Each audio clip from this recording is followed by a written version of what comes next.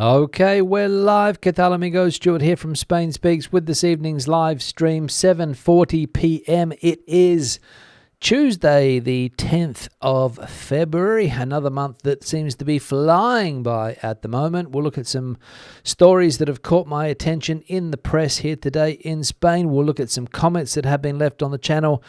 You guys know the routine. We'll go into the chat section as well, see what's happening there, and say hello to the viewers of the live stream this evening. Now, we'll get straight into the news.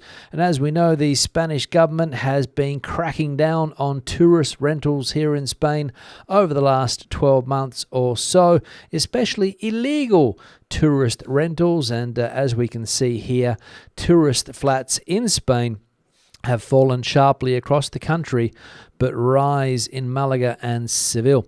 The number of tourist flats in Spain has fallen by an average of 12.4% over the past year, according to experimental data from the Instituto Nacional de Estadística. The decline has been uneven, with major drops in Alicante, down nearly 28%, Madrid down 26%, and the Balearic Islands down almost 20%. In contrast, Malaga and Seville have seen increases of 6% and 4.2% respectively.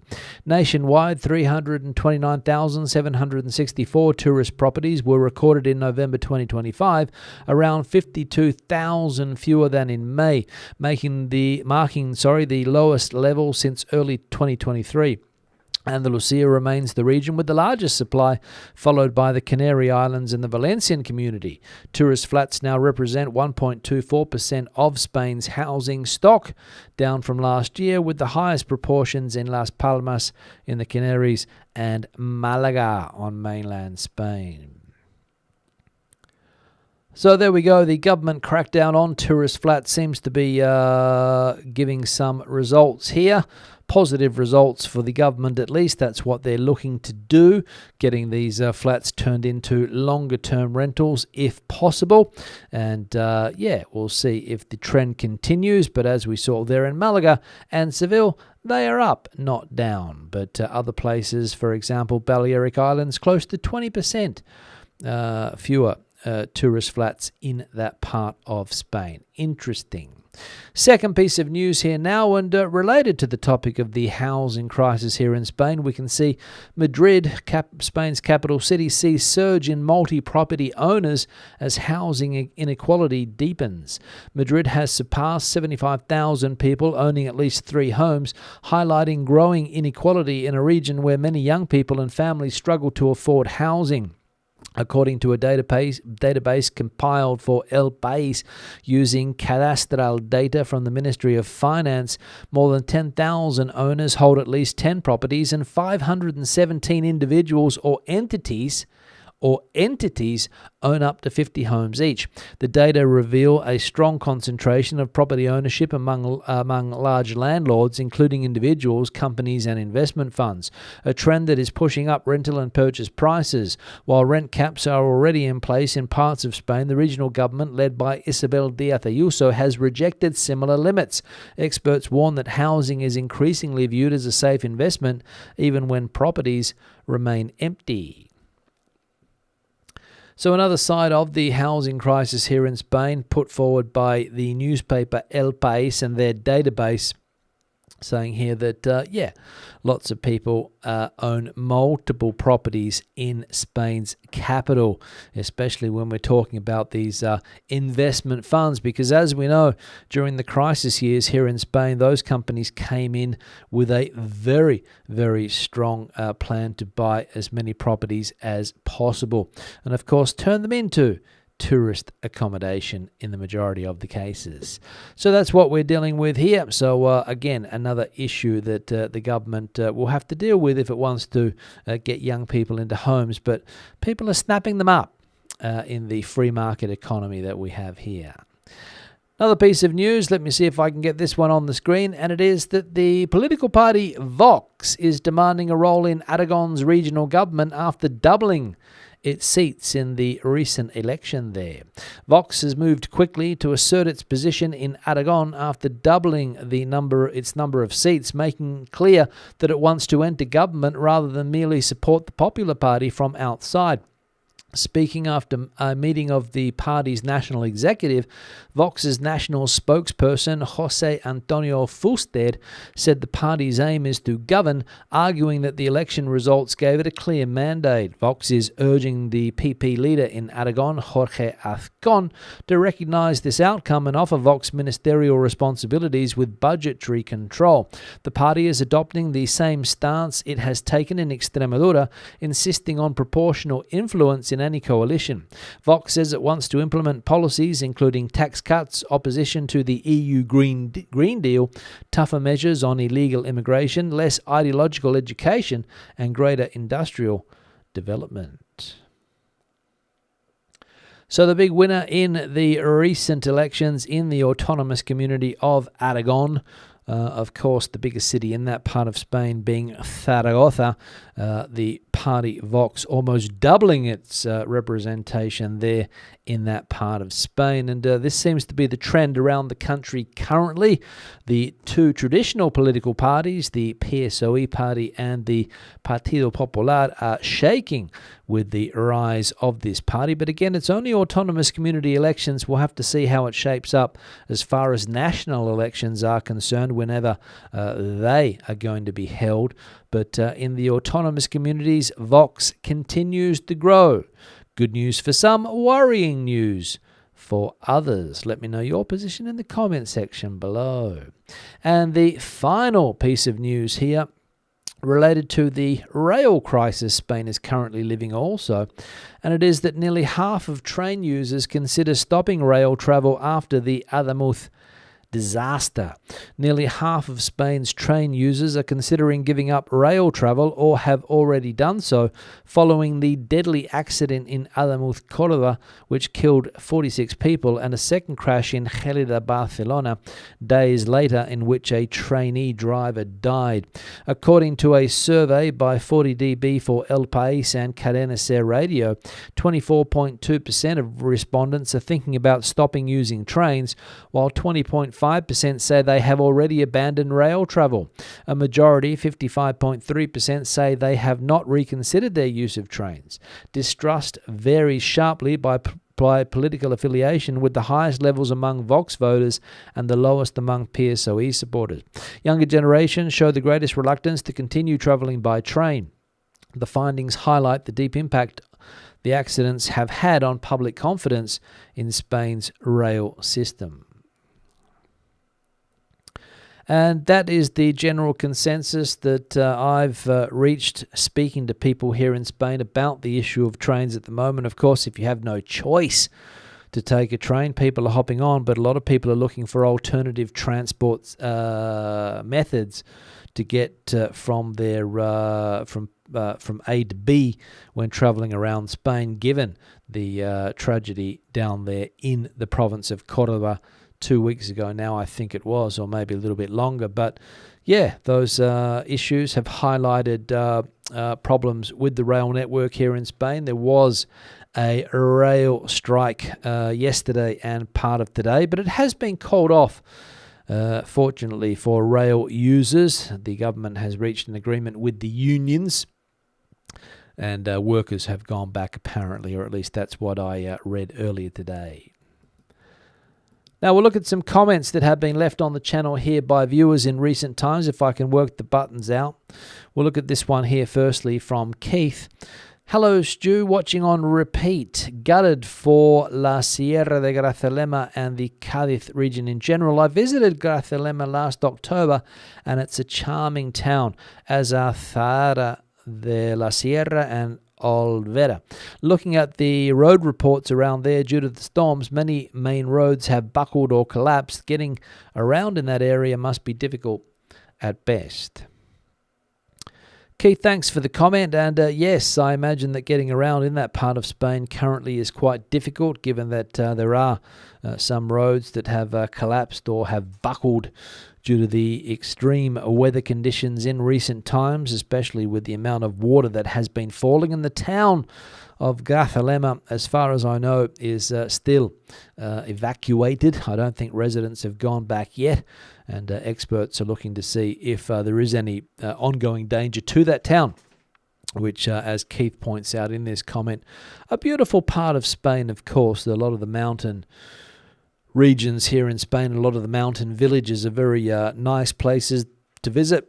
Not sure if it's the same when it comes to living in one of these places, but visiting at a weekend, which is what a lot of people do, of course, very, very popular activity in Grazalema. I don't think we'll be getting too many tourists in the next few weeks or possibly months, or at least until the water situation down there improves. So thanks, Keith, for the comment. Another one here from Mario.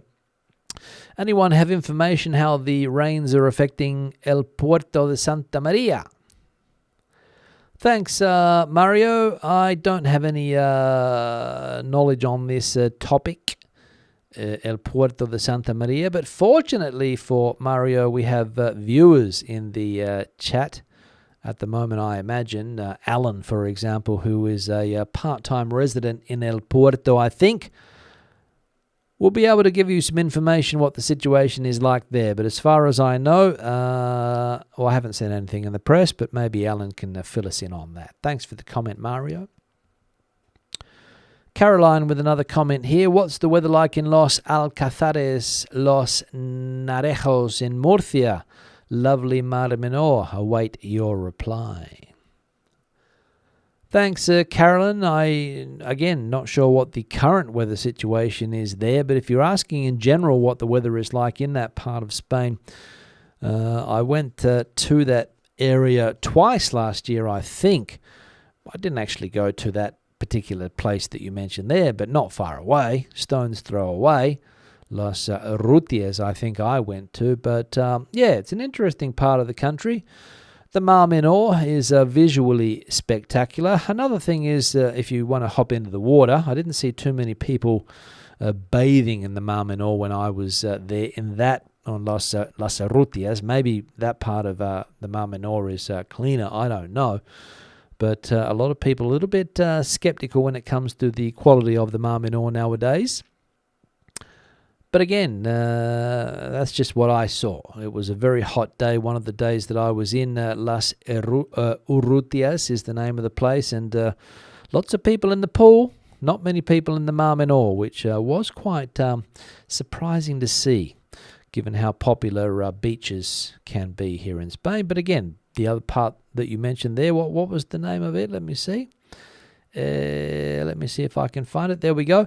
Los Narejos. Maybe there's no issues there, but again, I'm sure somebody in the Murcia region can give us better information.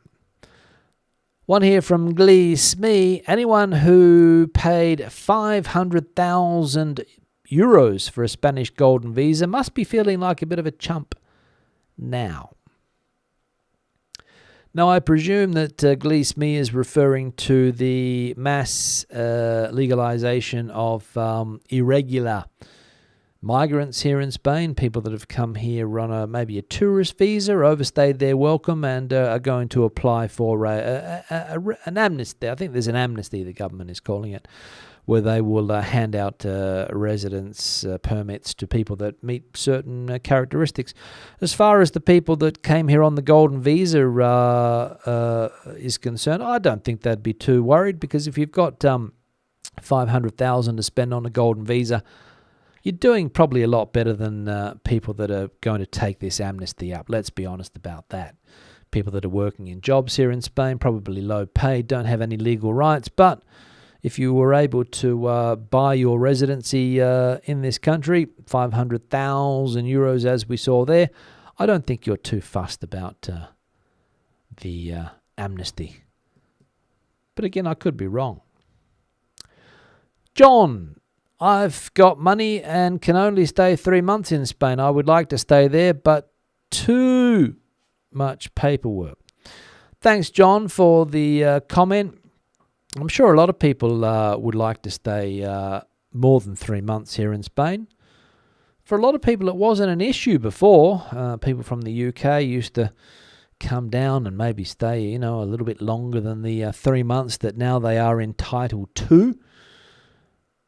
But, if you've got the money and you've got the time, apply for a non-lucrative visa or something, and you can stay as long as you want.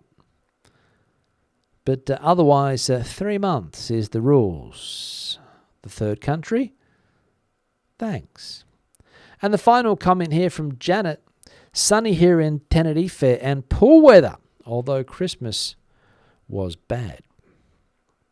Now, not sure exactly where Janet is in, where Janet is located in Tenerife, but I imagine it's in the southern part of Tenerife, where the weather is a lot different to the north of Tenerife. Anyone who's been to Santa Cruz de Tenerife probably looks around and says, what's so good about the weather here? And then you drive 30 minutes south to Los Cristianos and you're in a completely different world. So I imagine that Janet's in the south of Tenerife somewhere, or at least the place that has good weather in February, the beginning of February, which I'm sure there are places there. I think I went a few years ago, maybe in March. And I must say that the weather, the nighttime temperatures especially, to be able to walk around in a pair of shorts and a T-shirt at 11 o'clock at night, fantastic in the month of March. Fantastic. So good luck to you, Janet. Enjoy the good weather down there in Tenerife. Now, I'm going to go into the chat section in just a moment. Before I do, I have to acknowledge the picture, which was taken by Anton.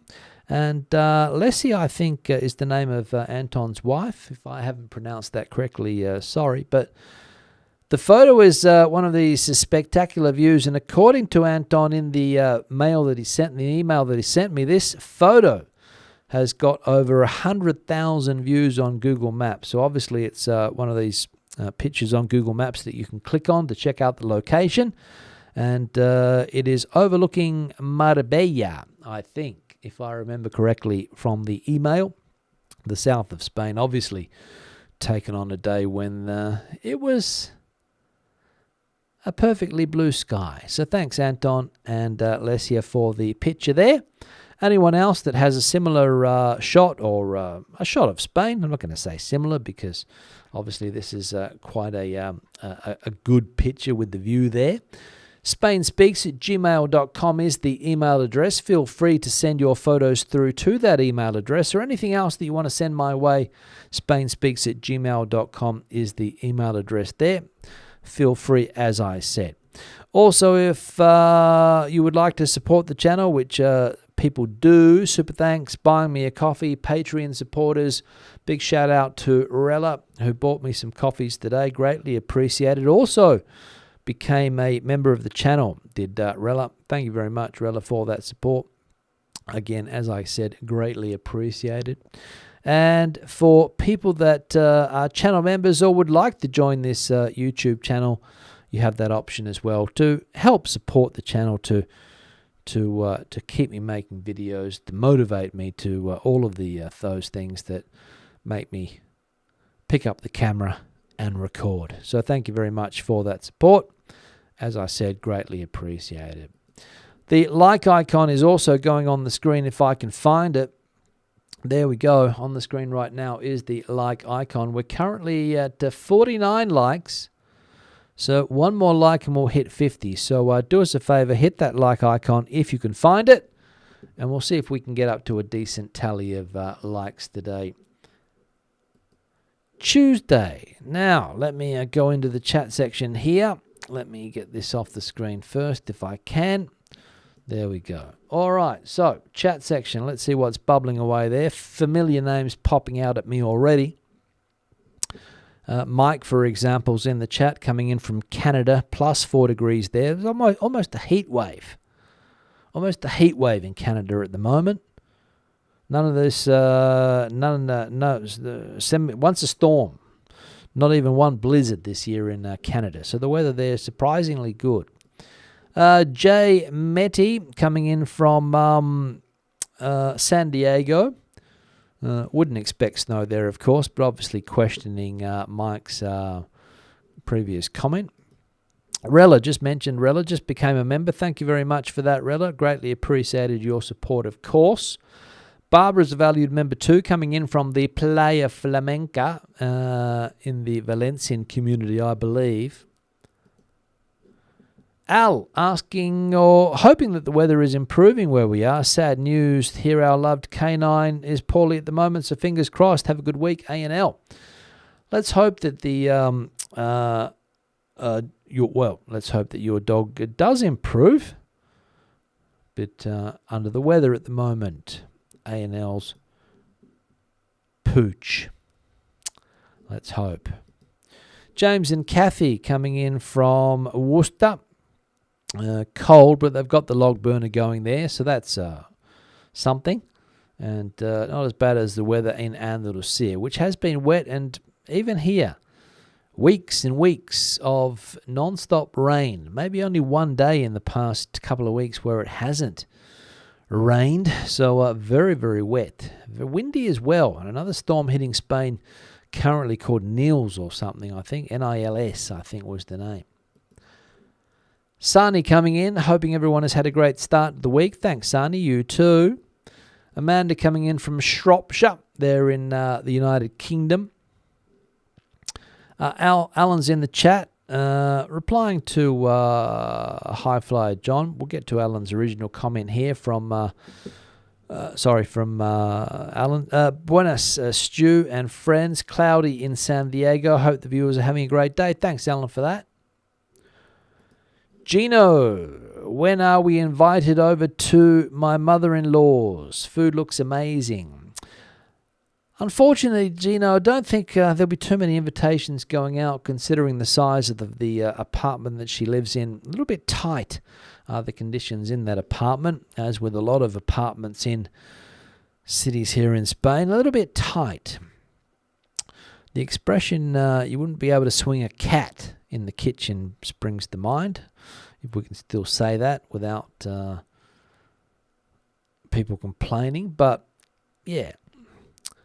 Gino also coming in from Toronto, minus 31 degrees there, so that's cold. Gino and Isabella. What else? Let's have a look. Chrissy coming in from the south of Spain. Gales.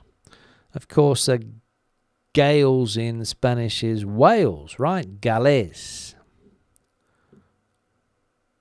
Gales, I think is that how they pronounce it? Gales, yes. The Fat Baker, boa tarde, coming in from Portugal, most likely. Not sure exactly where. Kev's in the chat here as well. Dredged 2 pools today following the storm. Definitely dredged, not cleaned. Yeah, I imagine pool owners around the country are having to empty their pools out because of all of the rain. Charlie adding to the political comments here. Vox is rising because it looks fabulous in comparison, so we can thank the established parties for that.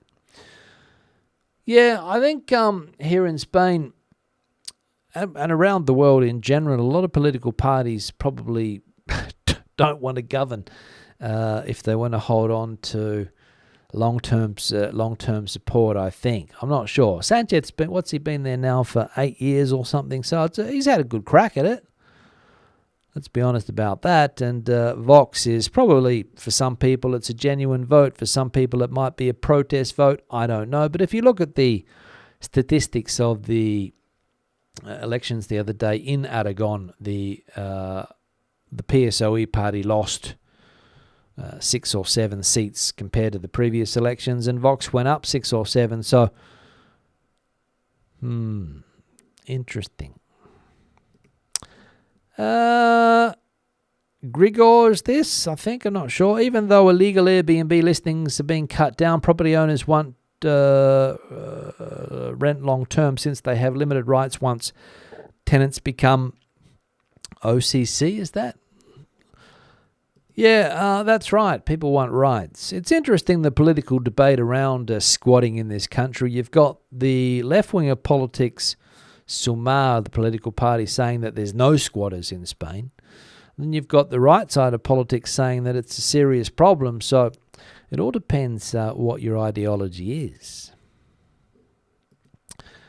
SEP16, what is happening with Vox is exactly how the US ended up how it is today.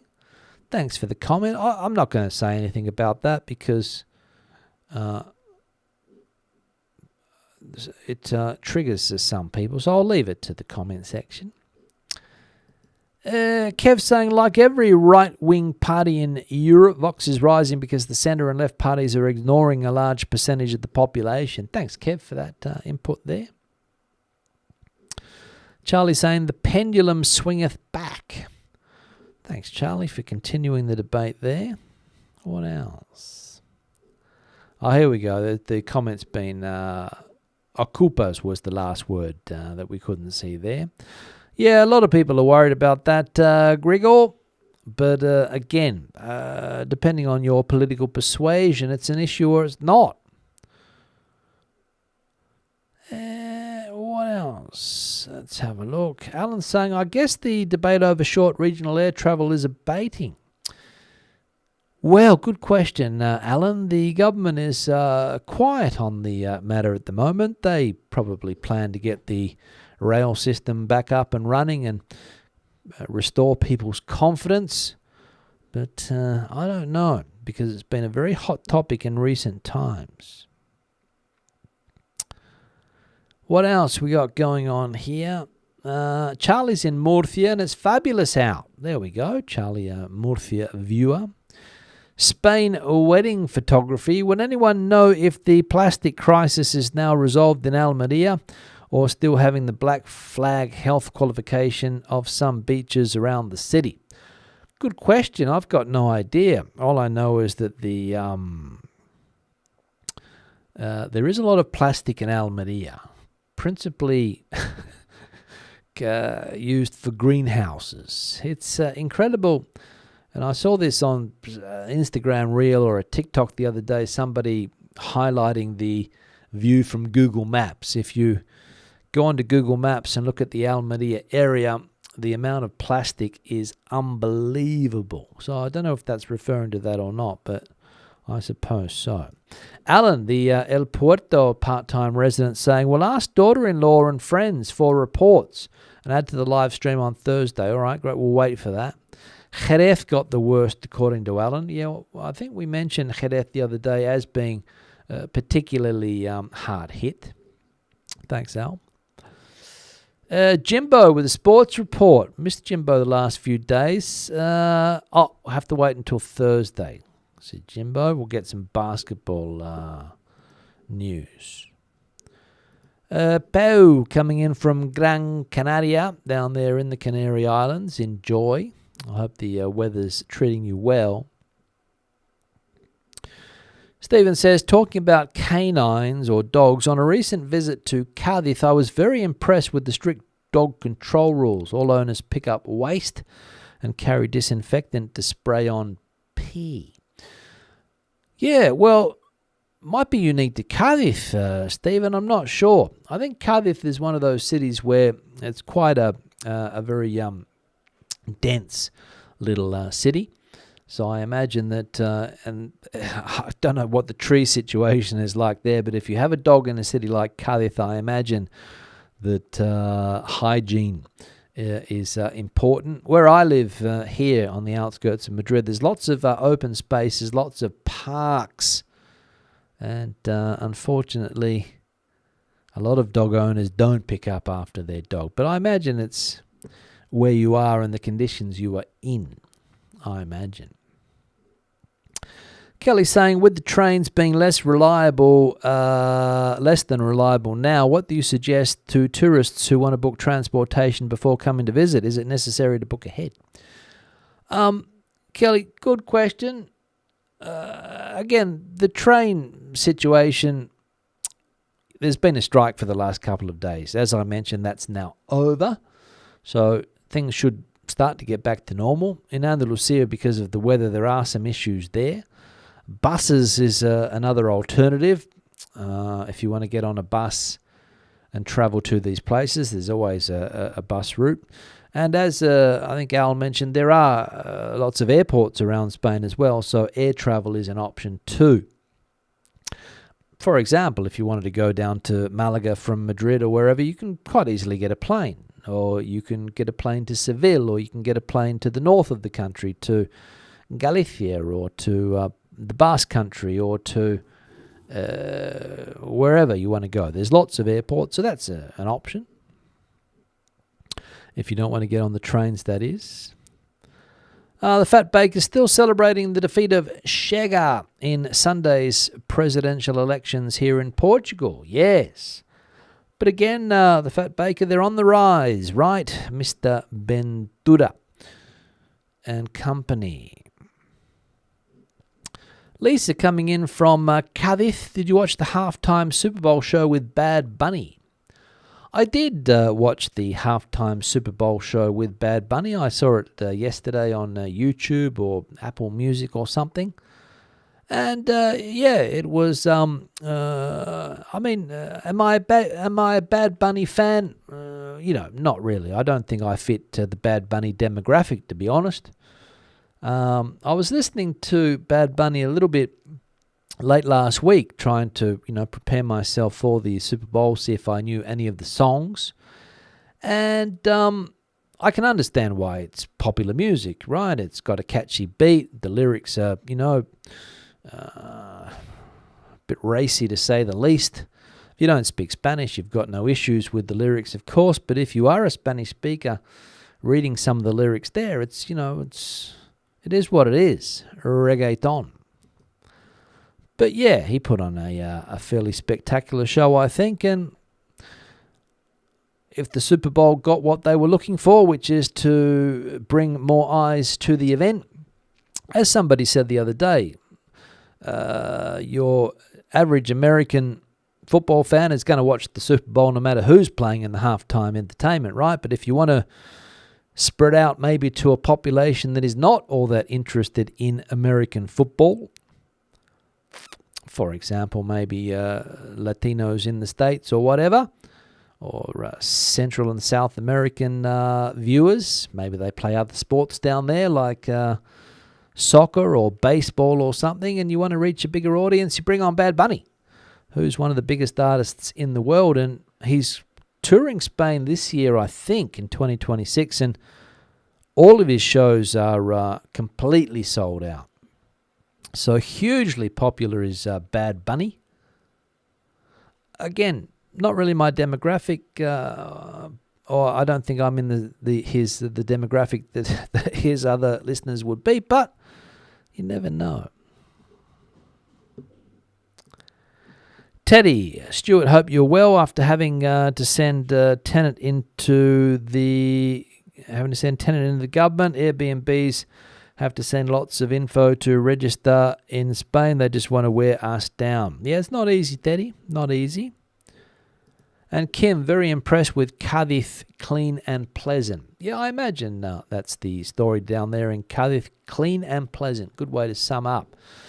On that note, I'm going to wrap the live stream up. Been a pleasure as always. Back again on Thursday. I imagine I'll be free on Thursday, so hopefully I'll see you guys then. Until Thursday, have a great midweek. Enjoy. Hope the weather improves where you are. Hasta luego, hasta entonces, and buenas noches.